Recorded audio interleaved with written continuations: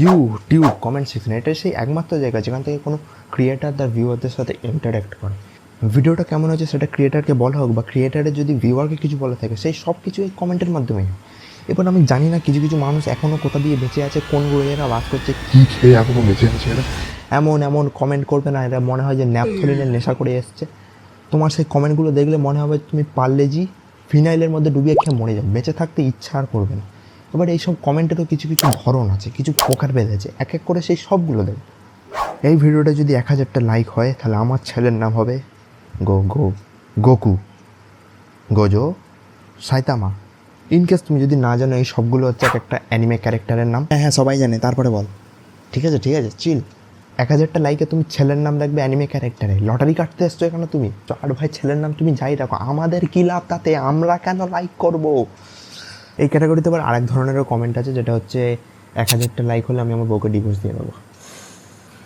মজার কথা হলো এই কমেন্টগুলো তো খুব তাড়াতাড়ি লাইক হয়ে যায়, সব ছেলেরা মিলে একসাথে লাইক করে স্বাধীনতার এই লড়াইয়ে।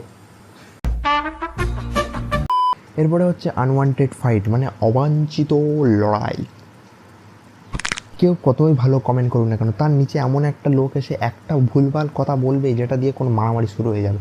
এরা ভাই এত লুচ্চা লাফাঙ্গা, মাঝখানে যদি কোনো লোক এসে থামাতে আসে, তাদেরকেও এরা ভুলভাল কথা বলে মারামারিতে এদের অংশগ্রহণ করে দেবে, তিনজনে মিলে ক্যাঞ্চা করবে। এরপরে আর একটা কমেন্ট আছে যেটা বেশি দেখা যায়, তুমি যে কোনো চোখ বন্ধ করে তুমি ইউটিউব খুলে যে 4টে ভিডিও তুমি তুললে, প্রত্যেকটা ভিডিওতে একটা কমেন্ট কমন থাকবে, সেটা হলো 2025-এ কে কে দেখ। এদের কাছে এত ফালতু সময়, এরা মাস ধরে ধরে লেগে 2025-এ জুনে কে দেখ, পরের মাসে 2025-এ জুলাইয়ে কে দেখছো, এত ফালতু সময় এরা পরের বছর আবার সেটাকে এডিট করবে, করে লিখবে 2026-এ কে কে দেখ। এত ফালতু সময় আছে তাদের কাছে। আয় না, আমার কলেজের অ্যাসাইনমেন্টগুলো করে দিয়ে যা, তরিকা ভিক মাংনে কা সবগুলো পড়ে আছে ফাঁকা এখনো। এরপরে হচ্ছে হু ইজ দ্য বেস্ট, মানে সোজা গলা হচ্ছে কে হচ্ছে বেশি বেটার। এইসব হচ্ছে সেই সব মানুষ যারা কম্পেয়ার করতে খুব ভালো বলে না, সমাজ খুব মানুষকে কম্পেয়ার করে, এরা হচ্ছে সেই সমাজেরই লোক।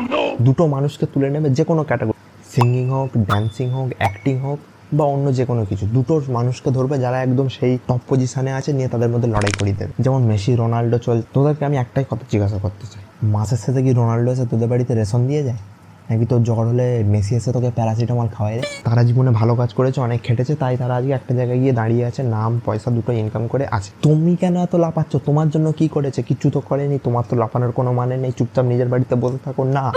এত পাগলেরা সেলিব্রিটিদের জন্য এরা ভাই মরতে পর্যন্ত রাজি হয়েছে। কিছুদিন আগে কি হয়েছে আমরা সবাই দেখেছি, এটা একটা উদাহরণ, আর কিছু না।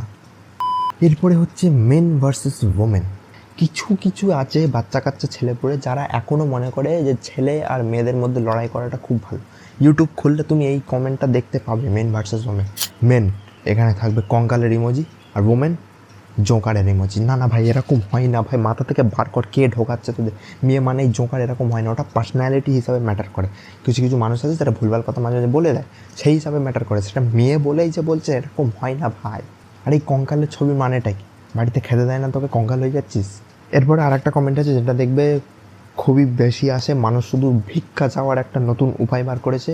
না, টাকার ভিক্ষার কথা বলছি না আমি, লাইকের ভিক্ষা। 500টা লাইক করো আর আমি তাকে গিয়ে প্রপোজ করে দেবো। না, এটা কী ধরনের ভালোবাসা? ইস প্যার কো ক্যা নাম দু, মানে লাইক না হলে তুমি গিয়ে তাকে বলবে না?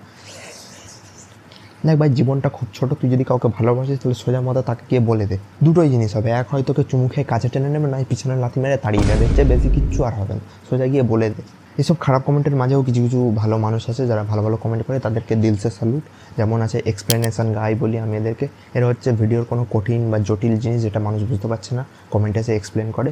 খুব ভালো কথা, ভালো কাজ করছিস ভাই, বিগ রেসপেক্ট। আরও কিছু কিছু মানুষ আছে যারা জেনুইনলি রিভিউ দেয়, ভিডিও কেমন হয়েছে, লাগলো না লাগলো শেষ শুনে বলে, খুব ভালো কথা। এবার কনক্লুশন কি, আমি এই ভিডিওটা কেন বানালাম? আমার কি কন্টেন্টের অভাব হচ্ছিল? দেখে তো তাই মনে হচ্ছে। হ্যাঁ, মানে সেটা তো একটা হতেই পারে, কন্টেন্ট তো অভাব আছেই। এছাড়াও আছে আরও দুটো মূল কারণ আছে।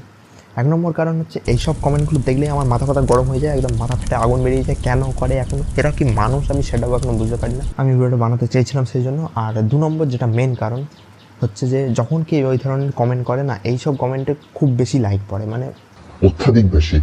আমি জানি না মানুষ কেন লাইক করে এখন। তো লাইক করার ফলে কী হয়, এই কমেন্টগুলো একদম ভিডিও টপে র্যাঙ্ক করে। তো এতে ক্ষতিটা কী হয়, যখন কেউ কোনো জেনুইন মানুষ কিছু ক্রিয়েটারকে বলতে চাইছে বা রিভিউ দিতে চাইছে, সে যখন কমেন্ট করে সেটা একদম কমেন্টে র্যাঙ্কই করে না। তাই যে ক্রিয়েটার তার চোখেও আসে না, তার চোখে শুধু এই উল্টোপাল্টা কমেন্টই শুনে চলে আসে, তাই সে জানতেও পারে না তার ভিডিও কেমন হচ্ছে। আর এর চেয়ে বড় কথা, যখন কোনো নতুন ভিউয়ার তোমার ভিডিওটা দেখতে আসছে, কমেন্ট সেকশন খুলে 10টা প্রথম কমেন্ট দেখছে যে এই সবই আছে, তারও মাথাটা গরম হয়ে যাবে। কারণ কমেন্টই ঠিক করে যে ভিডিওটা কেমন হবে। সে পুরো দেখবে না দেখবে, সে কমেন্ট পড়ে মানুষ ঠিক করে। আর ভিডিওর র্যাঙ্কিং কেরম হবে, ভিডিওটা কেমন পারফর্ম করবে, সেটাও কমেন্টের ওপরেই অনেকটা ডিপেন্ড করছে। কিন্তু এইসব মানুষদের জন্য সে পুরো কমেন্টের এল লেগে যায়, তাই। তো এইটা ছিল আজকের মন ভিডিও। তুমি যদি কিছু বলতে চাও কমেন্টে বলতে পারো, কিন্তু ভুলভাল কিছু করবে না। আর একটা শেষ হুমকি তোমাদের দিতে চাই, তোমরা যদি এইসব মানুষদের মধ্যে হও যারা এইসব কমেন্ট করো, বন্ধ করে দাও। ভালো কথা বলছি, মানুষের মতো কমেন্ট করো, একটু মানুষের মতো।